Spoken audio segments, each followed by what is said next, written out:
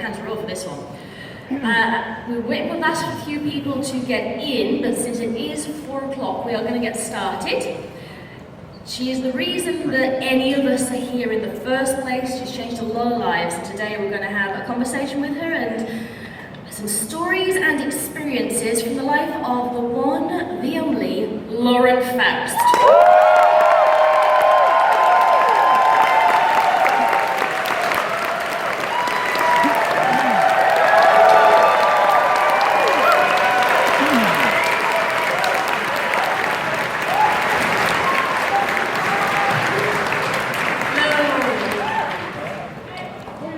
It's only 52 minutes of recording time. Come on.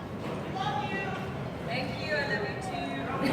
Having minor technical difficulties. Mic issues. Here are the cookies. Should we just swap these? No, it's okay. Can I just take it out? Alright, we'll do it this way.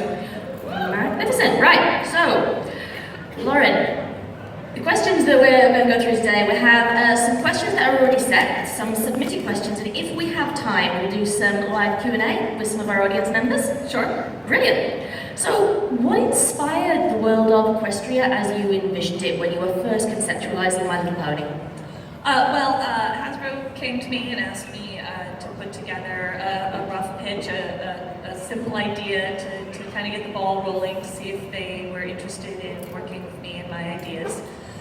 And I always say that it started, for me, it was my favorite toy when I was a little kid. I played with them a lot.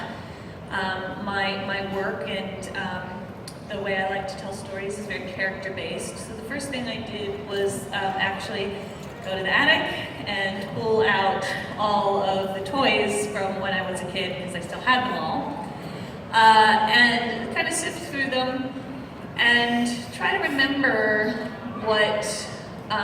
how I played with them when I was little, which was actually quite easy. It was all still at the front of my brain. And I pulled out several of the ponies that kind of resonated with me the most when I was a kid, the ones that I played with the most, the ones that I felt like I sort of gave the strongest personalities to. And that's exactly where I started. Started doing some little sketches. I started with G1 characters. I just wanted to bring them right back. I didn't want to create anybody new. But I was thinking about them the way that I played with them when I was little. Who they were, what kind of adventures I took them on, what sort of stories I told with them when I was 7, 8, 9. And it completely started from there. But primarily with the relationships that the characters had with one another. So did you use a lot of G1 for your inspiration, or did you make your own stories as a child and pull from those instead? I really pulled from the stories I made up myself. I did not watch a lot of the G1 cartoon, to be perfectly honest. I watched a little bit of it and sort of went, I like what I'm doing better. Even as an 8-year-old, it wasn't quite living up to my expectations. So I didn't have a lot to work from in terms of the G1 shows, but the G1 ponies themselves and the play sets and how I played with them myself. So you do what all little girls do, except you've got to do it on a very large scale. Yes. That is kind of amazing. So what other inspirations did you use aside from your childhood storytelling? When they liked my initial pitch, which was really just character-based, they asked me to expand it out a little bit more, and I started thinking about the world that the ponies lived in general. I definitely dipped into my childhood love. I've always said that My Little Pony, I used my inner child as my creative consultant. So I always kind of went back to the things that I liked and I loved when I was 8 years old, around that age, and was very into fairy tales, so jumped right into that, started pulling out like iconic ideas and concepts and themes that we see in fairy tales. But also, I was like a very early kind of fantasy nerd. Read and was really into The Hobbit around the time I was 10. So yeah, Yeah, so a lot of the grander world of My Little Pony is not just based on fairy tales, but like sort of classic fantasy stuff. I've often called like Canterlot, I always used to call Gondor for girls. It's like built into the side of a mountain, you know. It's like so bringing those like bigger, grander ideas again from these books and these stories that had themes that I loved. So very much of it came from that as well. So you drew from a vast amount of different things then. Are there any other media that influenced you, or did you pull mainly from literature and things like that? In a general sense, I feel like that was kind of it. Since in terms of when we were making the show, you know, a lot of sensibilities came from, you know, my love of animation, of course, and you know, studying animation, going to school for animation, having worked in animation for a while. So even things about like tone and cartooniness, even like I think even little bits and snippets of like Bugs Bunny and Chuck Jones got in there. Just like, you know, an anvil falls on Twilight Sparkle's head. I mean, that's Looney Tunes. You know, so so even that got in there too. That's kind of amazing. Could you tell us about meeting the production team and the VAs when you first met them for the first time, and what your impressions are and how it went? You have to forgive me because it really was a very long time ago for me at this point. This has been, you know, several years ago. I was kind of isolated from a lot of the creative team once we got into production because everything was being done in Canada and I was down here in the States by myself. I had my writing team, but I only saw my writers, you know, one day a week and any individual writers. Like I'd only see everybody maybe once a month or something to work with the writing. So when we went to cast the show, Studio B, which is now DHX, auditioned a bunch of Canadian actresses that I never met. You know, having worked in LA, I had a lot of actresses that I like to work with, but that wasn't an option. We had to work with Canadian artists exclusively.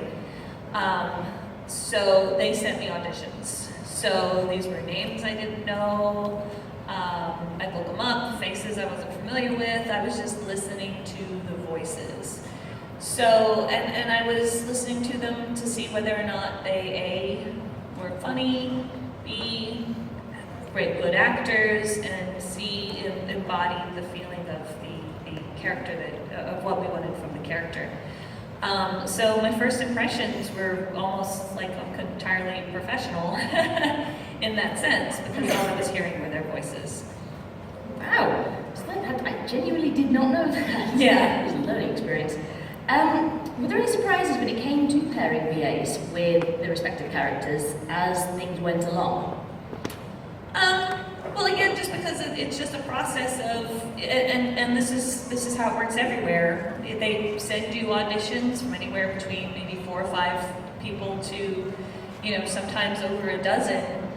So, I mean, you listen to the voices and you make your pick, and there it goes. So I don't know if anything's particularly surprising, because you cast your cast and make your picks. It certainly went a long way to making the show as popular as it is. A lot of the voice acting and your character designs really carried it into this entire fandom. It would not have worked as well without those concepts in the beginning. So I just want to say thank you for that. Oh, you're welcome. Thank you.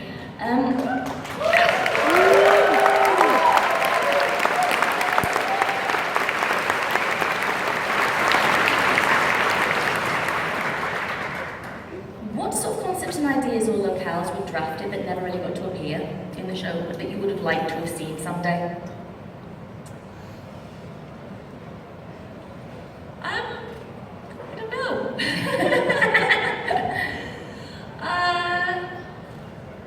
Came up with all the basic concepts. You know, again, from a point of practicality and just the profession of animation, you know, it costs money to have 10 bazillion locations. So you pick the ones that you're going to use over and over again. So, you know, had Ponyville, Canterlot, Sweet Apple Acres. Oh, Oh my gosh, what's the name of where the Pegasus live? Yeah. Thank you. My husband came up with that name. Yes, I couldn't think of one. I guess I couldn't remember it either. Lonsdale, thank you.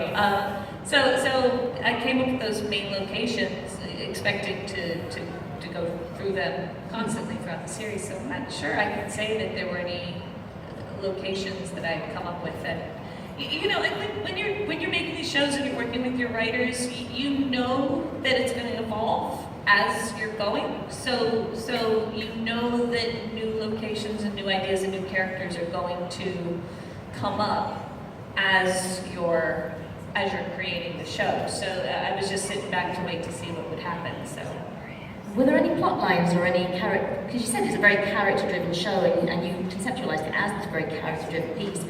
Are there any directions you would have liked to take characters in? Yeah, there were a handful of characters that I thought that I had kind of planned arcs for. I had a little bit of a different idea for where the Cutie Mark Crusaders were going to go than I think eventually how they turned out. So for them, the big thing I wanted to do in particular was with Sweet Belle and Scootaloo. So the Cutie Mark Crusaders want their cutie marks. And they're trying all these different things they want to do to find what their life's purpose is so their cutie marks would appear. And Sweetie Belle initially just wanted to be like her sister, you know. So she wanted to be an artist, she wanted to sew, she wanted to be beautiful, and she was pursuing this particular dream. Same with Scootaloo. Scootaloo was pursuing this dream to fly, like her idol Rainbow Dash.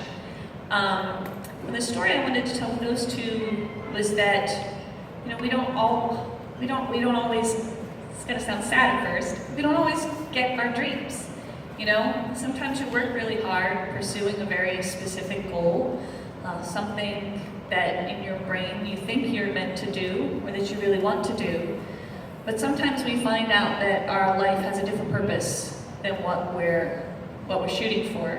And what both Sweetie Belle and Scootaloo, I wanted them to learn was just that. Sweetie Belle didn't even realize she had this beautiful singing voice.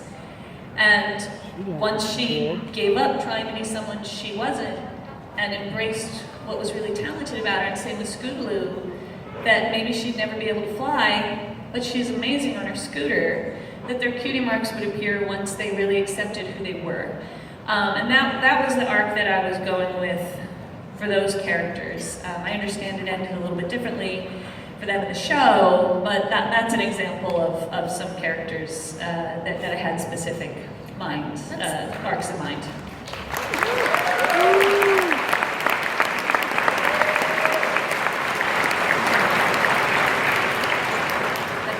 It certainly sounds like a lesson that little girls should learn. I think anybody could use a lesson like that. I think that's true of everybody. I think there's all like when we're kids, we have dreams for ourselves. There's things that we want to do.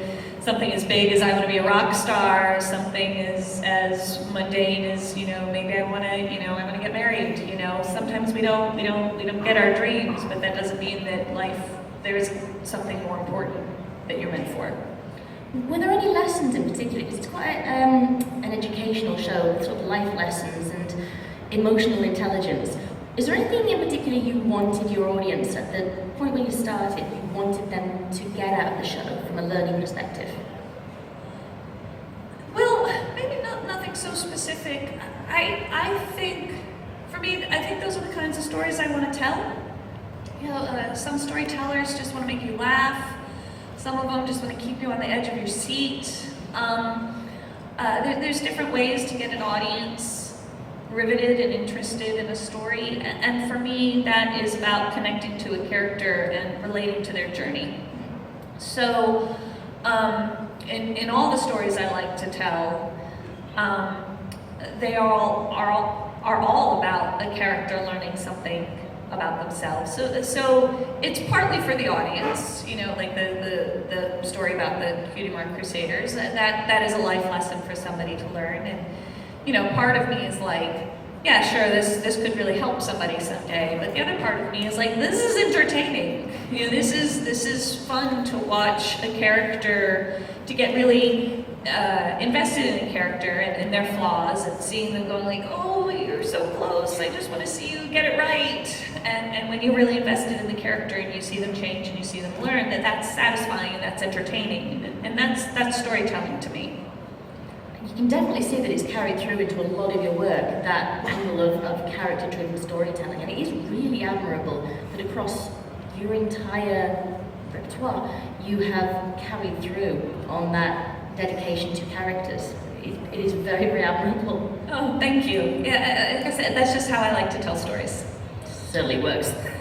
Have you had any ideas that have found homes in other projects that you've worked on post-Pony? A little bit, maybe not in any sort of specific sort of way.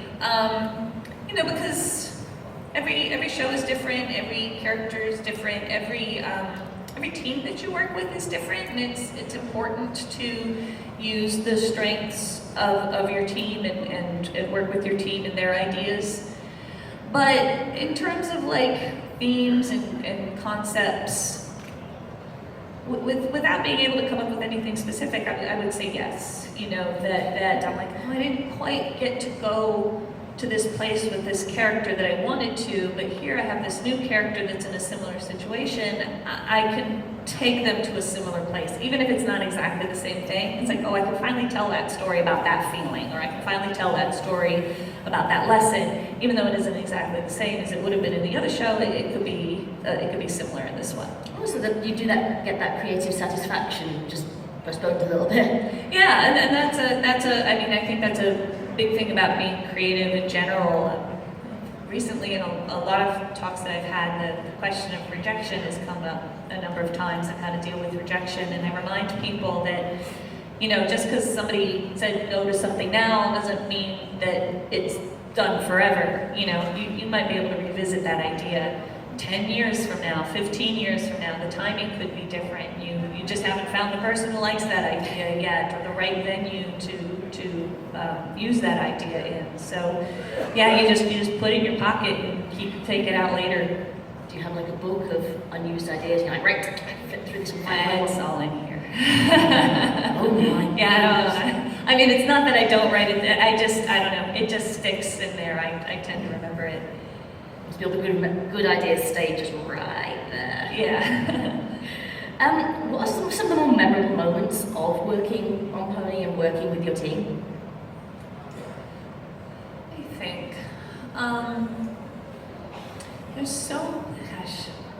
so many, and they're all sort of like, some of them are big, some of them are small. Like one thing that I remember was being in the story meeting for Sonic Rainboom with Rob Renzetti and Mitch Larson. And I just remember we were working through that story and going like, oh, this one's gonna be good.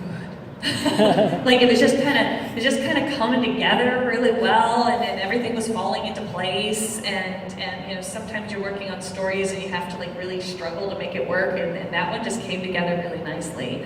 So then when the episode, that's my favorite episode in season 1, and you know, so when it all came together in the end, that was very satisfying, but it was very satisfying to kind of know that I could tell.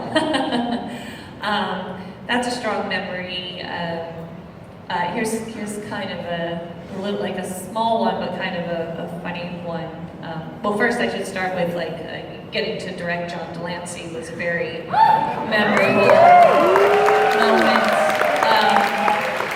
As a very big Star Trek fan, we told the Hasbro executives when they were asking us about Discord, and they said, like, he's like Q from Star Trek, and they went, can we get John Delancey? I'm like, you tell me. Can we? I don't know. I want to. So getting to meet him and direct him for the first time, I was so nervous. I was really, really nervous, and so he's gonna kill me. He kept saying Shutterfly instead of Fluttershy. And I was so embarrassed having to ask him to correct himself. But very endearing. But I was just so nervous through the whole thing. And then another small little snippet was, John coming from live action, and I kept asking him to deliver the lines a little faster. Couldn't get him to be quite as fast as I needed him to be, because in cartoons people talk at a pretty fast clip.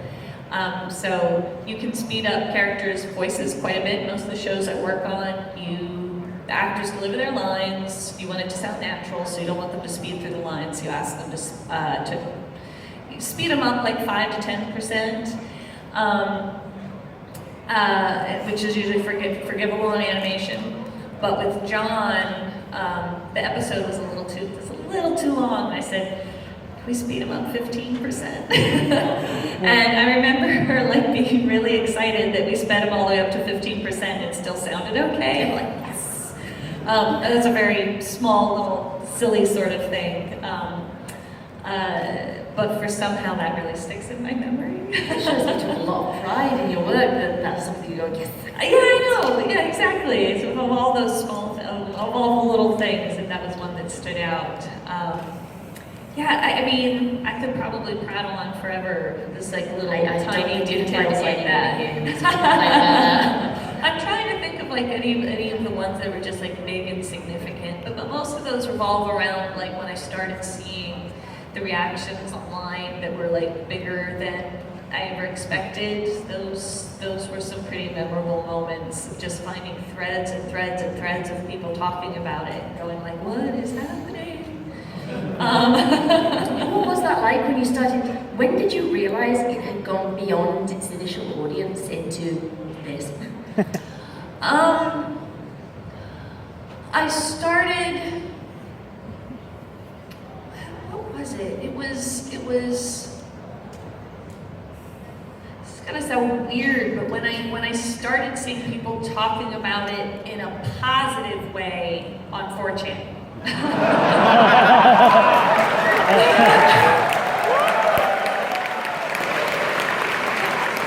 positive part of that being the important part, that's when I think I realized that this is not what I was expecting. Yeah. I'd say weird is relative when you're at a Brony convention. What was the reaction of the team when who realized first that it was getting so big and was getting this strangely adult audience? Well, like I mentioned before, I was a little bit isolated from most of the team. I was working from my home office from day to day while everybody was up in Vancouver. So the only story that I ever got relayed to me from anybody realizing that this was blowing up was from Mitch, who I sent him and the writers. I had found a video of a Russian brony get-together where a bunch of adult Russian dudes got together and were singing Winter Wrap-Up. I don't remember how I stumbled across that online, and I sent that to my writers, and Mitch told me that was when it hit him. Then he was like, "Oh, this is going to be something we were not expecting, at all." That he said that's when it hit him, which I think is fun because that would hit anybody. Yeah, that's definitely dropping you in the deep end. Yeah. Were there any practical jokers of the group that you worked with? Again, I don't want to be boring, but I spent most of my time alone. I was in my home office 4 days a week, just doing notes and drawing alone and emailing things to everybody. So I practical joked myself. I'm going to take just a couple of questions. There was an online poll that Bronycon ran and got some questions. Do you mind answering those? Sure. What's your favourite episode that you worked on and or watched? And that's from Rolling Wonder. From what? Rolling Wonder is the person who asked this. What is your favourite episode that you worked on or that you watched? I think I mentioned it before. I really enjoyed Sonic Rainbow from the beginning to the end, from its inception and from its completion. that is the best episode of season 1 to me. What was it about that one that really captured you, that you think, oh, this is amazing?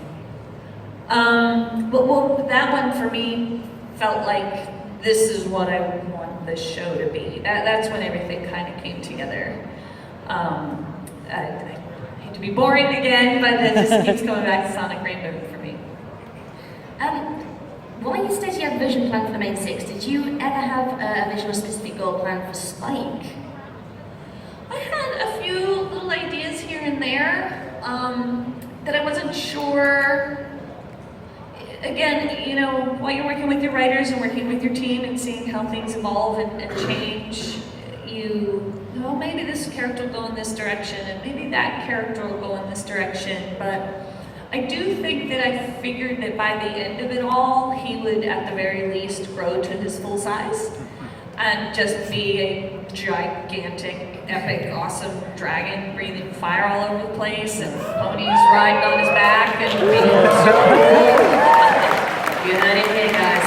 but then always like his sweet self on the inside and like the fun irony of somebody being just majestic and huge and amazing and also just like still really nice and sweet. Still looking up to Twilight, even as looking down at her. Exactly. Oh. And out of all the shows you've worked on, which character would you say was the most fun to design?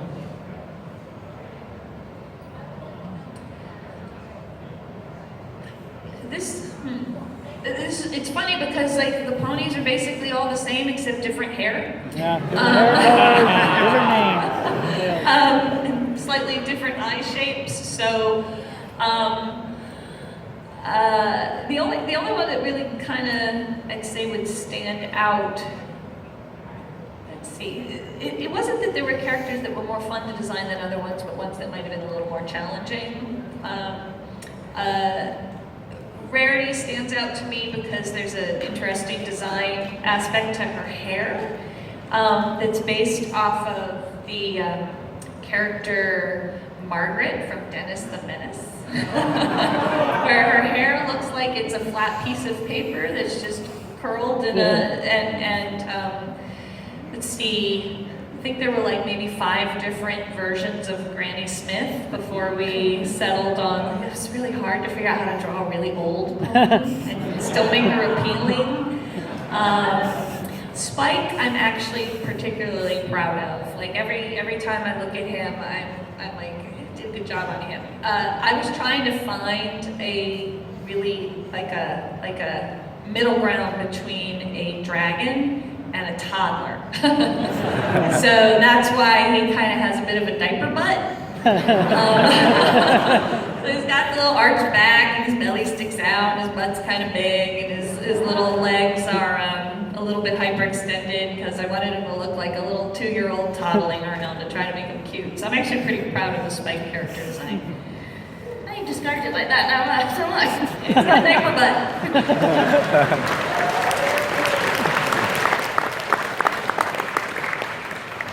Which design did you start with? Which one came to you? Like first, earliest in the process, you went, that's it, that's the one I'm going with? Well, when I was first doing the initial character designs, I was working with the G1s, the versions of them that were still G1s in my head.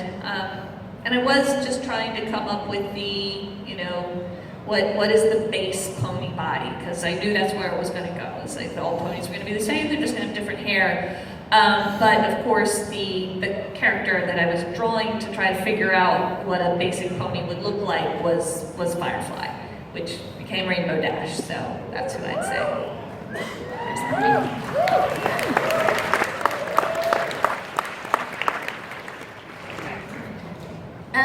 You work post-pony. Is there anything in particular that you enjoy designing, just character-wise, after MLP? Any shows you worked on afterwards? You know, not to sound like a shameless plugger, but I'm really proud of my character designs on Superhero Girls. I spent a lot of time. It was super important to me that they, you know, we have a show about teenage girls, and I wanted to show how different teenage girls could be and could look. So I had 6 characters and 6 different body types, and it's so important to me as a character designer that you can take one look at your character, or that anybody who isn't involved can take one look at your character and take a pretty good guess of who they are and what their personality is like. And I spent a lot of time on the Superhero Girls designs, all 6 of those main girls. The 6 boys, the 6 villains, the boys and the villains, a lot of people on my team I worked with them with, but the 6 main girls I designed myself, and I'm very pleased with them. Yeah. Let's talk a little bit about Superhero Girls, because it's clearly really important to you. What went into your thoughts process for each of those designs? As in, what were you trying to achieve with each one? Was there something in particular that you wanted to get across? Yeah. Well, I mean, I think that's why they were so fun and why they took me so long. Was because I had to embody who they are as heroes and what their powers are, along with their personalities. So in terms of like thinking about their body types, and like, you know, Supergirl is about strength, you know, and in the comics, Supergirl, you know, Superman looks like he's been taking steroids for 500 years. But Supergirl looks like, you know, this leafy little, petite little thing. And I'm like, well, how does this Krypton stuff work? I mean, do you come to Earth and get roided out? Or can you be as skinny as anything and still be able to throw cars around? So I wanted to bring that musculature to Supergirl. So I had to like, but she's also in our group kind of the rebellious character, so I wanted to embody this idea of super strength and how can a girl look awesome with big muscles, but then also look like this rebellious kind of irreverent sort of, you know, character with a slightly bad temper, trying to incorporate that to design as well. So I did that with all of them. You know, Wonder Woman was fun for me because she's an Amazon, but she's a teenage Amazon, and you know, I come from a family of very tall people, and I know that, you know, as big as anybody might be when they're tall as an adult, they probably had a period in their life as a teenager where they were a gangly beanpole. So a teenage Amazon might be really, really tall, but she might also be like a little bit gangly, a little bit awkward, still trying to like preserve her strength. Batgirl I saw, she doesn't have superpowers, but she, you know, she's very acrobatic, very lithe, so I tried to design her like a little spring. So I sort of like ran the gamut like across all of my characters of like trying to like, what is their superpower, who are they as people, and how can I get that across visually in one character design. Did you have any voice actors in mind, particularly while you were designing them, thinking, I wish I could have X, Y, and Z playing these characters? Well, I had already done some shorts. Are you still talking about Superhero Girls? Yes. Okay, thank you. I had already done some shorts with Supergirl, Batwoman, so I wanted to bring those actresses back. Gray Delisle is Wonder Woman. She said yes. Nicole Sullivan is Supergirl, and she was on board. And of course, Tara Strong is Batgirl, who's also Twilight Sparkle. Tara's also Harley Quinn. She's also the Cheetah. And then the other 3 actresses were with the same process as Pony auditions. So those are the 3 actresses I had never worked with before, and I plan on working with again. They're fabulous. Brilliant. Yeah.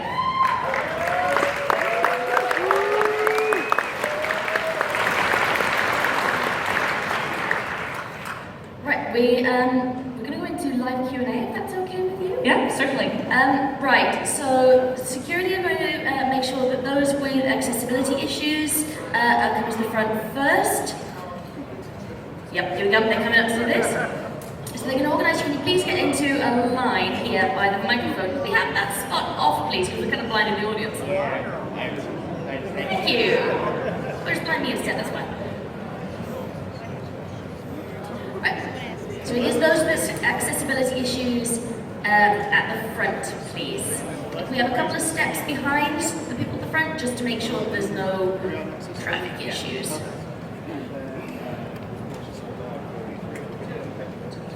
Recording on my phone. Battery's almost dead. Finished on the phone.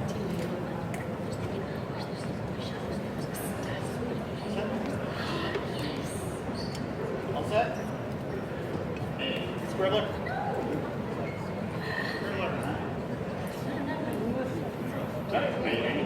God, the phone does so horrible. Typically, we're in another golden age of animation, and we're also seeing a lot more women entering the animation industry and creating new animated series. Can you share your thoughts on that?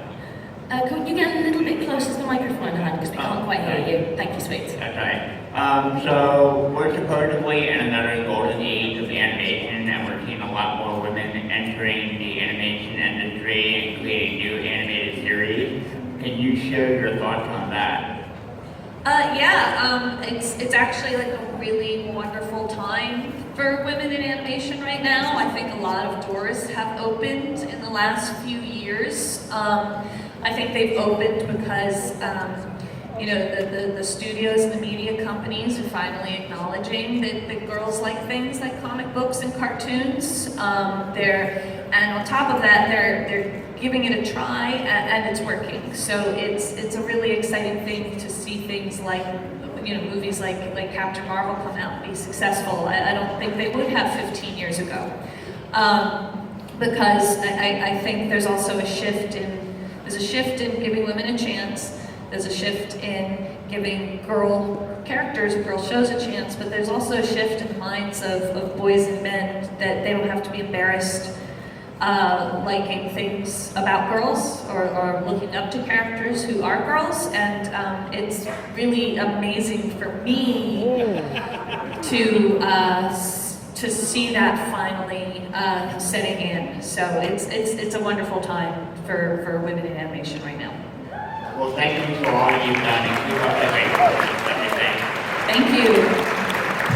Can we do that spotlight again, please? Thank you. I think it shifted back. Thank you.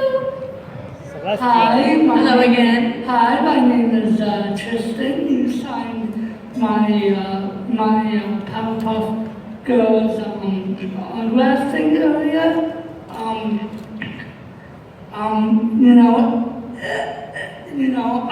It's a secret, everyone. I mean, she made our childhood, our teenagehood, and now our adulthood with 4 great, fantastic shows. Let's give a round of applause for that.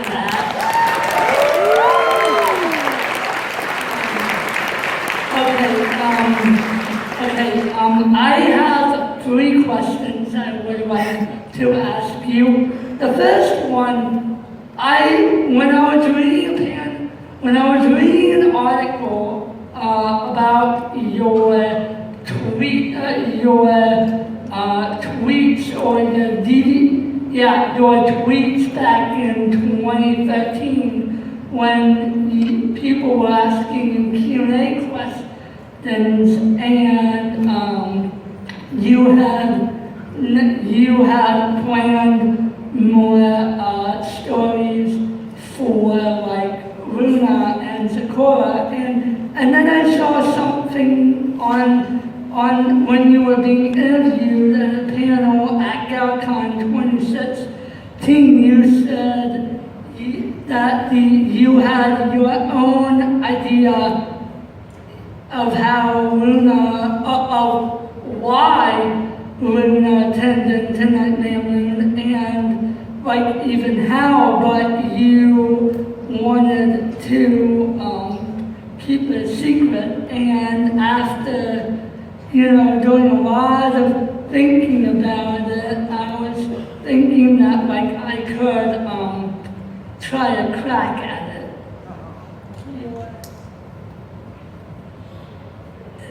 I'm not sure I understand the question. Did you want to try a crack at it? I did, yes. You do keep your idea of how Luna became Nightmare Moon, like in your own mind, like a secret, like. I think he's asking, like, what was your original theory for how Luna became Nightmare Moon? And you said at GalCon that it was a secret. I don't remember. I don't. I'm trying to remember like what I thought.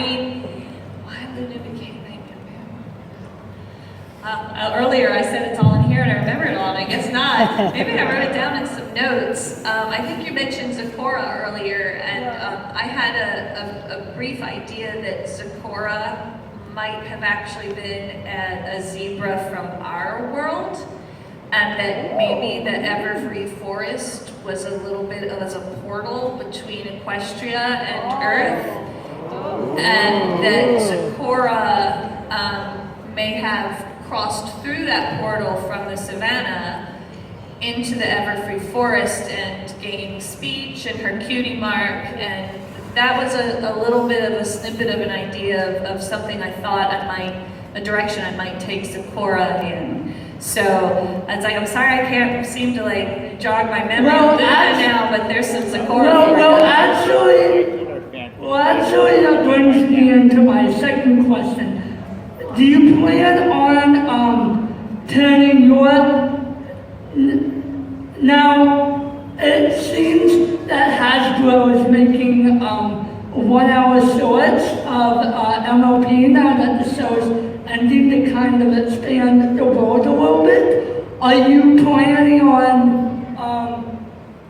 turning your head canon into Celestia Mina's backstory into one of those like 1 hour shorts? Like, are you gonna give Hasbro permission to be like, yeah, sure, you can take my idea for what I originally had in mind for Celestia Mina's backstory and use it in that medium?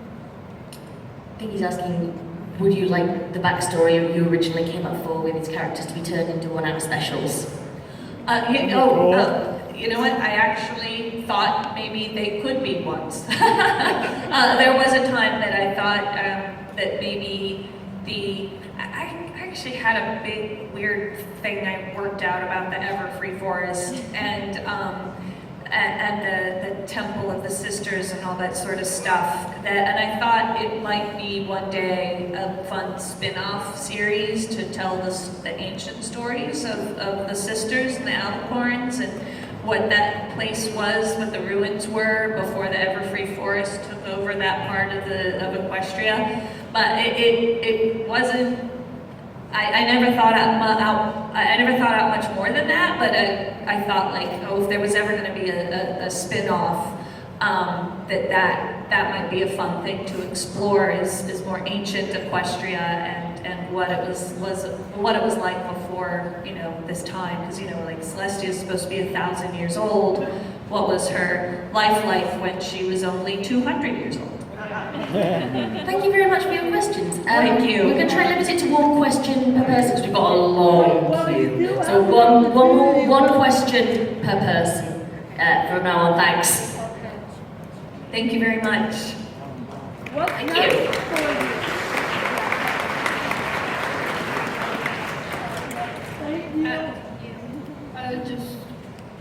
I'm Tobin.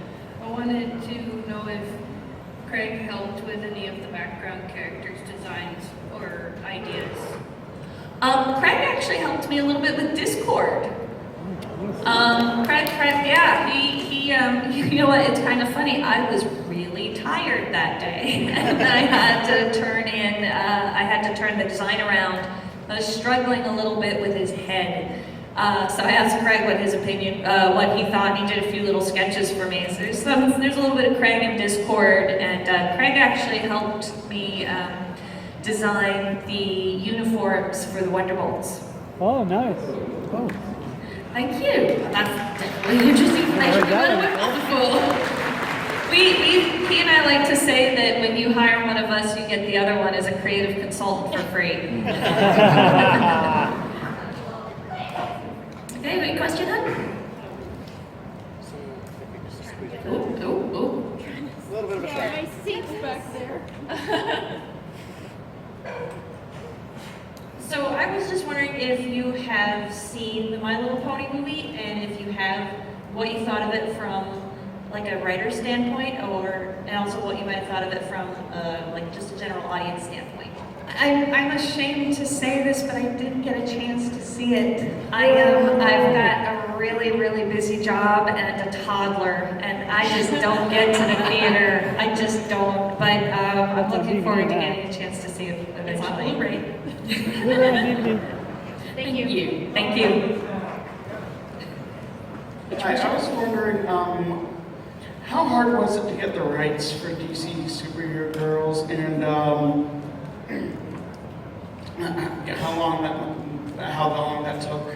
I don't have the rights to anything.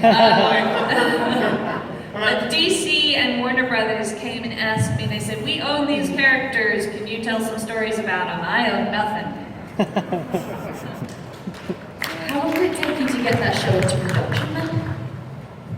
Superhero Girls was in development for about a year, and then we started to staff up after that. It was a good 4 months before we started actually like moving into production, so like a little less than a year and a half, which is actually kind of fast. So we definitely need to get the word out there on Superhero Girls, guys. We need to watch this. It needs to come back for a second season. Yes, round of applause for Superhero Girls, please. Thank you. Hello, my name is Rutger from the Netherlands. My question is, in Generation 1 there were humans in the show. Have you ever considered incorporation of humans in G4? And when they did that in the Crusher Girls, what was your reaction to that? The incorporation of what? Sorry, it was a little hard to Get a little understand. closer to the mic, Sorry. please. I repeat the question. In Generation 1, the original series, there were humans in the show, human beings. Humans, right. Have you ever considered using humans in G4? I had briefly, when I was developing My Little Pony, I had anticipated that Hasbro might ask me to bring Megan into the story. So I had a little bit of an idea of, again, I don't know what's up with me and portals between worlds, but I did have an idea that about a girl named Megan who lived in the city, who loved horses, but because she lived in the city, she really didn't get to see any. And that her coming over to Equestria through this portal and then suddenly being surrounded by talking horses might be like an angle on the show or on a possible like special or something like that. If they had asked me to bring Megan or humans into the show, that was sort of a theme that I was playing with, but they didn't ask me to, so I didn't really pursue it. Thank you very much for your question. And when they did it in the Crusher Girls? I'm sorry? What's your thoughts on Equestria Girls? I haven't seen a lot of Equestria Girls. I'm so sorry. It looks very cute. Thank you very much. Thank you. Yeah.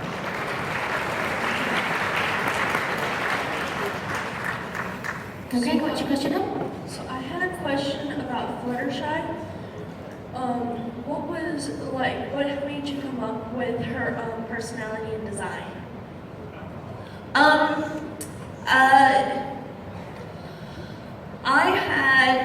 I think I mentioned earlier that I, based the ponies off of characteristics that I gave to ponies that I played with when I was little, and I did have a little shy. I had two shy characters that I made up. One was Posy, and another one was named Seashell. And I don't know, something because I was a shy character, because I was a shy girl. Playing characters who were shy was important to me, and I thought that shy kids might like to see a representation of themselves in TV. So I made Fluttershy. I made her shy. She was originally based off of the G1 pony Posy. And then, in trying to express what a shy, gentle character might look like, I gave her, long, graceful hair to show her gentle side, but I also made it to be like a curtain that she hung over her face to hide. So that physicality of what her hair did expressed who she was inside. This is somebody who was gentle but wanted to hide. Okay, thank you. Sure, thank you. Speak directly into the mic, okay? With the show in its now season, how would you describe how as big it's become after watching A little closer, it's really Maybe hard we to can hear. raise the mic Yeah, up. I think maybe. it might be a little low for most people. With the show in its now season, how would you describe how big it's become after what you built? How would you describe the legacy of what you've built? Oh gosh, I wouldn't even know.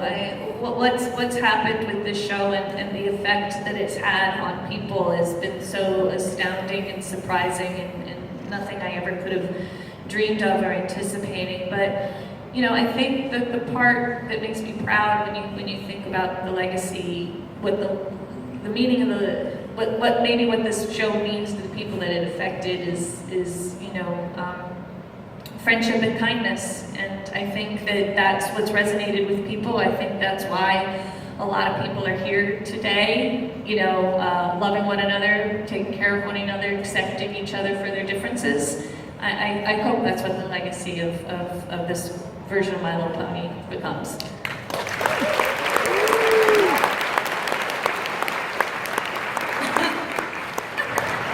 Yeah, lower the mic a little bit. Hello, thank you for coming to Bronycon. What I would like to ask you, before you described what you were planning to do with Scootaloo and Sweetie Belle, what about Apple? What was your original plan with her? You know what, you know what's funny is that, like, when I originally came up with I didn't originally come up with the Crusaders. I originally came up with Apple Bloom exclusively. The little one who didn't have a cutie mark yet and wanted a cutie mark. So she didn't have this, when I came up with her alone, she didn't have this goal. Then Hasbro asked me and said, hey, these two G3 ponies, Scootaloo and Sweetie Belle are really popular, can you find a place for them? So I made the Cutie Mark Crusaders as a group. So Apple Bloom never quite had the trajectory that the other two had, just because she was created with a more simple idea in mind. The other two characters were an evolution of that idea. So I didn't have a really firm plan for her. I was hoping that as we made the show, it would become apparent. But where the Cutie Mark Crusaders landed in the show for real, seems like that would have been a good place for Apple Bloom. That her purpose was to help others find their purpose. And I thought that was actually kind of a lovely idea for her.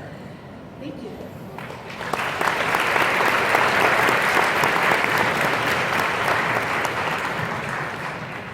All right, this is a question that I've had on my mind for a few years now, and it's going to sound a little non sequitur at first, but it does relate to Pony, because it's got like, okay, first of all, are you at all familiar with the Fire Emblem series?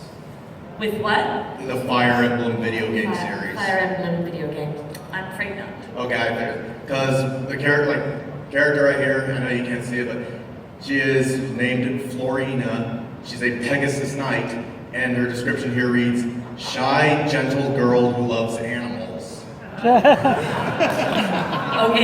I just wanted to hear from your mouth that like this is all coincidence. Your guess is as good as mine.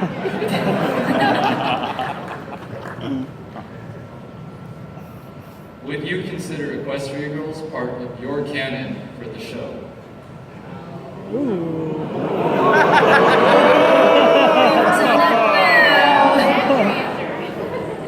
No.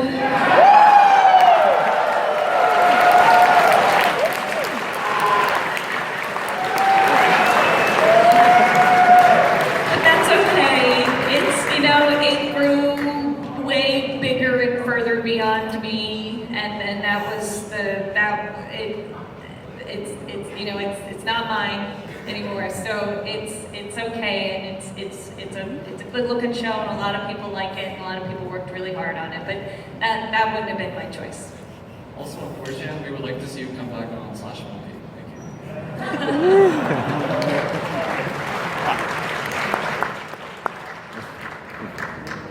First of all, thank you. I know you heard it a million times, and you absolutely did change my life. So just thank you. Thank you. So you said many times in any of your interviews that when you started out, you were really trying to make a show that was different for girls. I was wondering why you thought men responded so heavily to My Little Pony, and if you think there's something missing in mainstream media that maybe they were getting from this. Sorry, what was the last part of your question? Where was something missing from like media aimed at boys that they're getting out of like My Little Pony and things? Oh, that's a good question. Yeah, so I started out, I think, you know, I was frustrated growing up that I always say that things for girls were puddles of mushy goody two-shoeness. That's how I used to always kind of say it, that things were really soft, they were a little dumbed down, they were a little like too much about like sharing and caring and holding hands and skipping down the lane, and you know, and that's why people didn't like it, and that's why people thought that things for girls were dumb, and subsequently that's why they thought girls were dumb, and that's, you know, I grew up feeling the weight of that. So I wanted, when I made My Little Pony, I did want to change that. I wanted to make something that was compelling and fun and interesting and smart, and something that girls could be proud of liking, and that their brothers could, like, you know, they could argue with their brothers when they gave them a hard time about it. You know, coming from a show like Powerpuff Girls, I knew it was possible.